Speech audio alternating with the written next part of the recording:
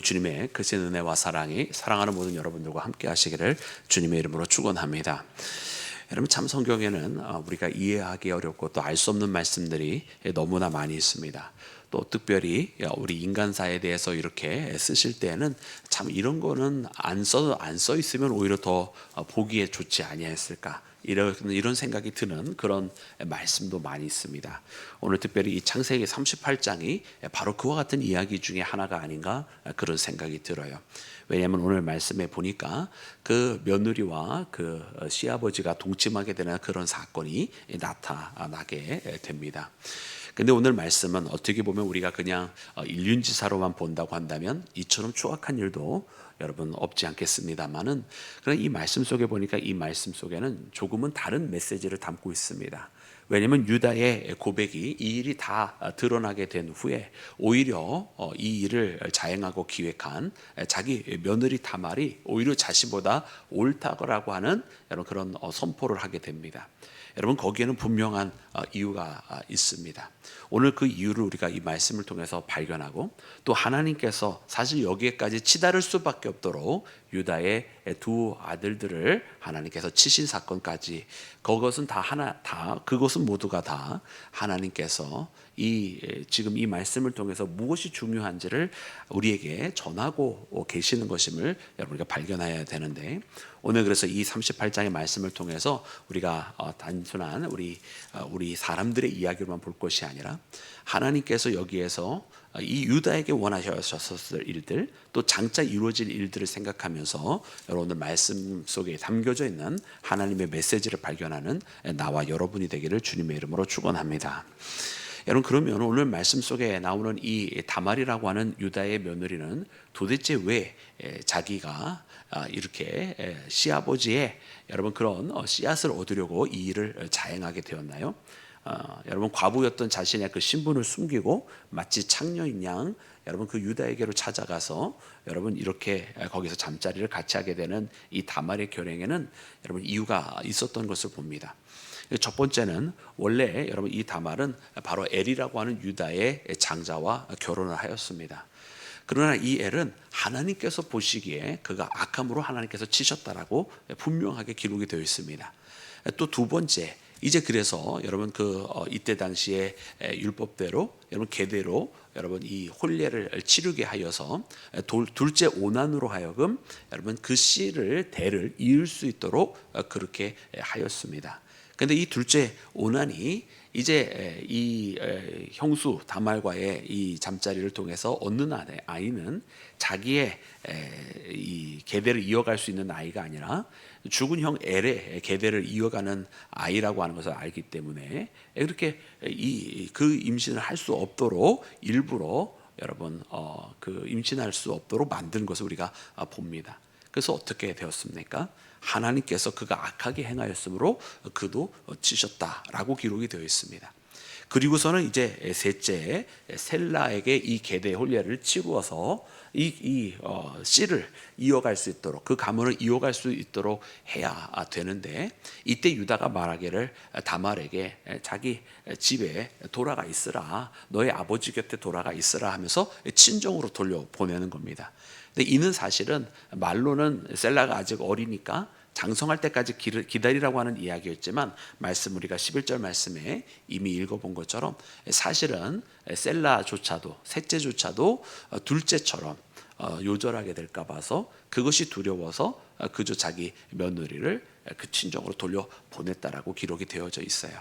그런데 이제 세월이 흘러서 이제 유다가 어느 날 딥나에 있는 자기 양떼를 돌보고자 올라오게 되었을 때에 이 며느리 다말이 그때에 이제 위장을 하고서는 거기에서 어떤 상황인가 보러 왔다는 거 아닙니까?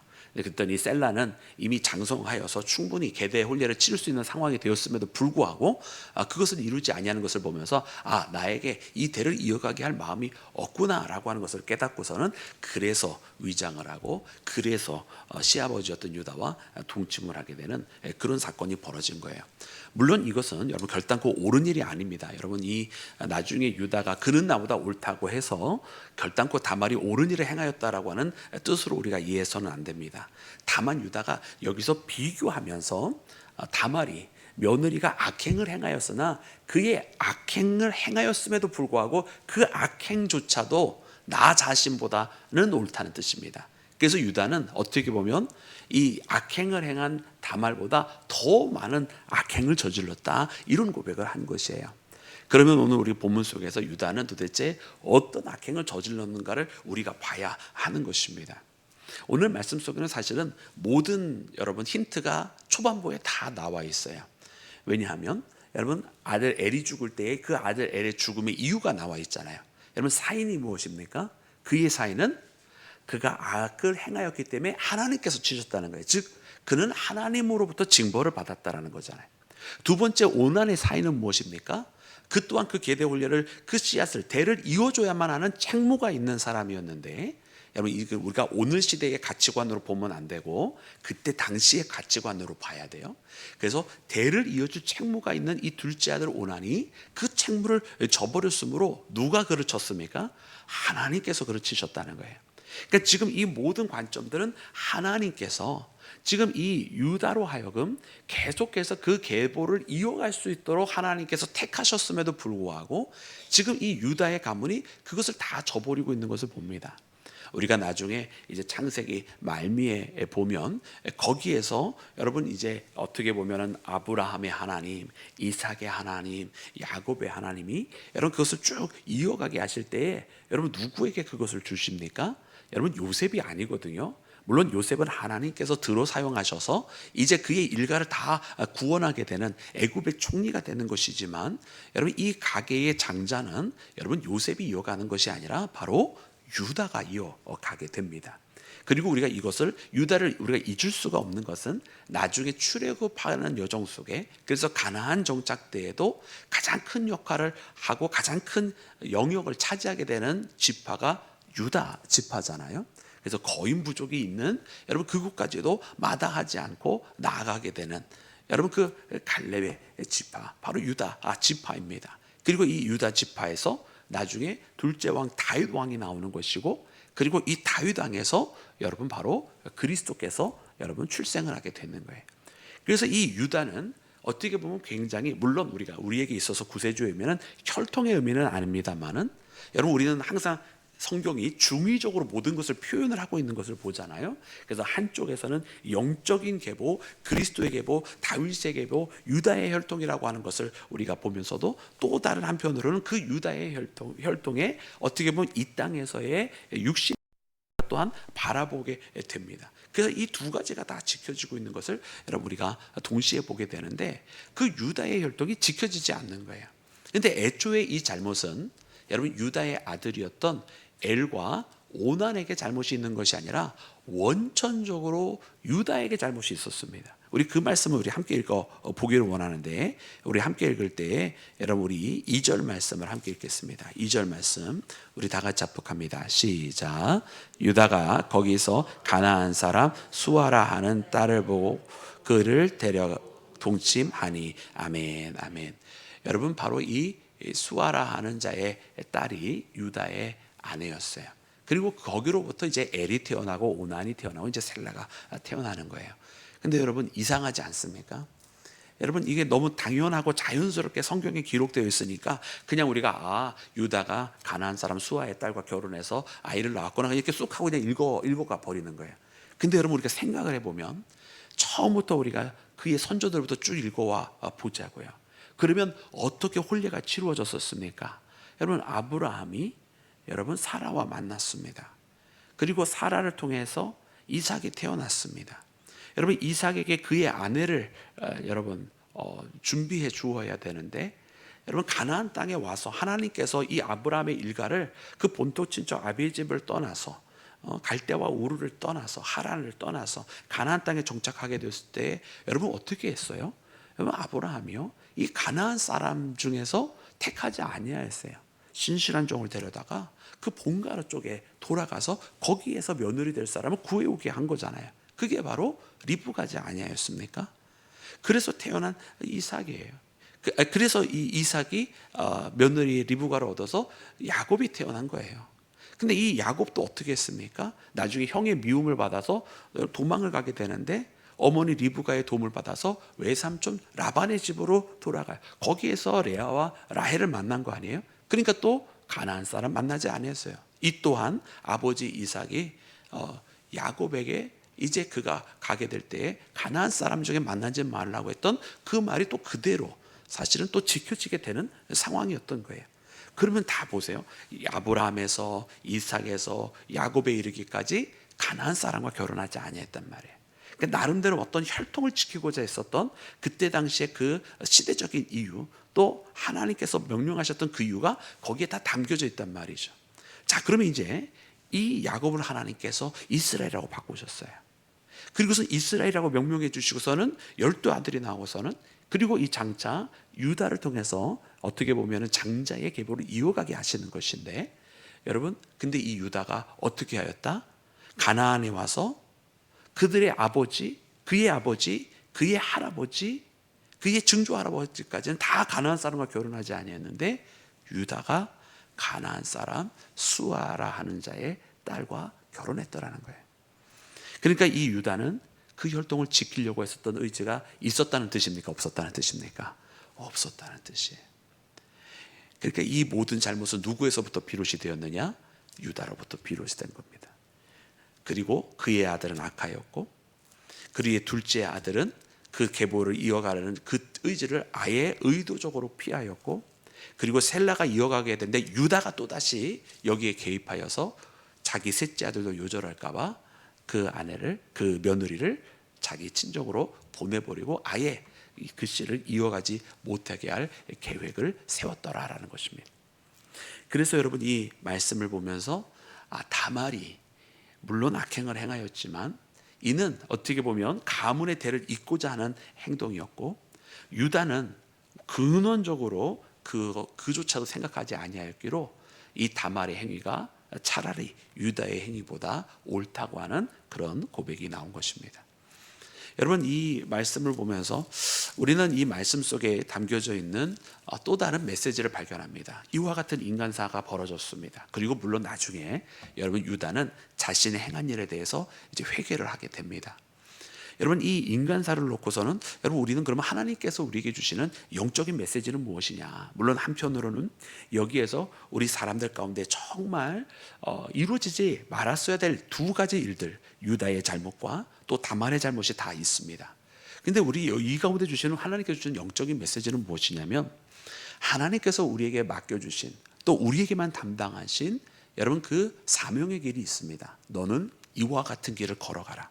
하나님께서 우리에게 인도하시는 여러분 주님의 그 길로 우리가 나아가야만 됩니다. 그런데 오늘 말씀에 나오는 이 유다는 그 사명을 저버린 자예요. 그 사명을 잊어버린 자고, 또 의도적으로 그 사명을 회피한 자였던 것입니다. 여러분, 이렇게 하나님께서 맡겨준 그 사명을 회피하는 것은 여러분 그 회피하였으니까 그냥 내가 그 책임을 안 맡았다 이 정도의 의미가 아니라, 오늘 말씀을 통해서 보니 다말이 추악하고 어떻게 보면은 우리 인간적인 관계로 봤을 때는 폐륜을 저지르는 거 아니에요? 근데 그 폐륜을 저지른 것보다 더 악한 것이 바로 하나님의 사명을 저버리는 것이라는 것입니다. 사랑하는 여러분, 그래서 오늘 우리는 하나님께서 나를 부르신 이유, 하나님께서 나를 택하신 이유가 분명히 있는데 그 사명을 저버리는 것을 내가 그냥 감당하기 어려우니까 내버렸다 이 정도로만 생각해서는 안 된다는 것입니다. 하나님이 그 유다를 택해서 이제 믿음의 계보를 이어가게 하시고, 저 아브라함을 통해서부터 시작하신 하나님의 계획을 이루시기를 원하시고 그를 택하셨다고 한다면, 그는 이것을 위해서 자신의 모든 것을 들여 그 길을 걸어갔어야 됐던 것입니다. 자기 자신도 이것을 잊어버리고 있었고, 자기 아들을 통해서 이어갈 생각도, 심지어 당연히 그때 당시에 이루어졌어야 될 셋째를 통해서 이어가야 될 계대혼례조차 의도적으로 파괴하였을 때, 여러분, 이것은 굉장히 큰 죄악이었다라고 하는 것을 우리에게 알려주십니다. 사랑하는 여러분, 오늘 그래서 우리는 이 말씀 보면서 저 유다가 저랬네, 저 다말이 저랬네, 여러분 이거 알라고 하나님께서 이 말씀 주신 거 아니에요. 이 말씀 우리에게 주신 것은 너는 지금 저 유다처럼 그 사명을, 너에게 주어진 그 책임을 감당하고 있는지 되돌아보아라라고 하나님 말씀해 주시는 것입니다. 그리고 그것은 결단코, 만약 우리가 그것을 감당하고 있지 않다면 결단코 그것은 가벼운 죄가 아니다라는 것입니다. 저 다말의 폐륜보다 더 악한 것이라고 하는 것을 하나님 말씀해 주심으로써 여러분 오늘 우리에게 주신 이 사명 여러분 우리가 온전히 감당하기를 소망하며 때로는 버겁다 할지라도 그렇다고 한다면 더더욱더 하나님 앞에 나와서 감당하기를 소망하며 기도하며 나의 힘이 아닌 주께서 내게 주시는 능력으로 그 일을 행하기를 원하고 일이 풀어지지 아니한다고 한다면 하나님께서 주시는 지혜로 내 생각으로는 안 될 것 같은데 하나님의 인도함 따라서 여러분 그렇게 맡겨진 사명에 충성을 다하는 것이 여러분 우리의 삶의 방법인 줄로 믿습니다. 사랑하는 여러분 놀랍게도 여러분 믿음이라고 하는 그 말의 단어의 원어는요 충성이라고 하는 단어와 동의어입니다. 한 단어를 가지고 번역을 할 때 그 컨텍스트에 따라서 그 문맥에 따라서 믿음이라고도 번역하는 것이고요 똑같은 단어를 놓고서는 그 문맥에 따라서 충성이라고도 번역을 하는 거예요. 이게 우리나라 말로는 두 개의 다른 언어지만 원어로는 같은 그냥 하나의 단어라는 말이에요. 즉 다시 말하면 우리의 믿음은요 한쪽으로 우리가 일반적으로 표현을 할 때 그 개념과 관념으로 표현할 때는 믿음으로 표현되지만 이것이 실천적인 삶의 영역에서 번역이 그 단어를 볼 때는 충성이란 말입니다. 즉 여러분 믿음은요 우리의 삶 속에서 전혀 떨어진 일이 아니라 사실 하나라는 거예요. 나의 믿음은 나의 삶에서 충성으로 드러난다는 것입니다. 하나님 앞에 우리가 어떻게 믿음 생활하고 있느냐고요? 우리가 하나님 앞에 충성된 삶을 걸어갈 때 그 믿음이 확증이 되는 것입니다. 할렐루야. 그래서 오늘 이 새벽에는 우리가 이 말씀 보면서 그래 우리의 믿음이 그 사명을 온전히 충성하게 감당하는 자가 되어야만 한다.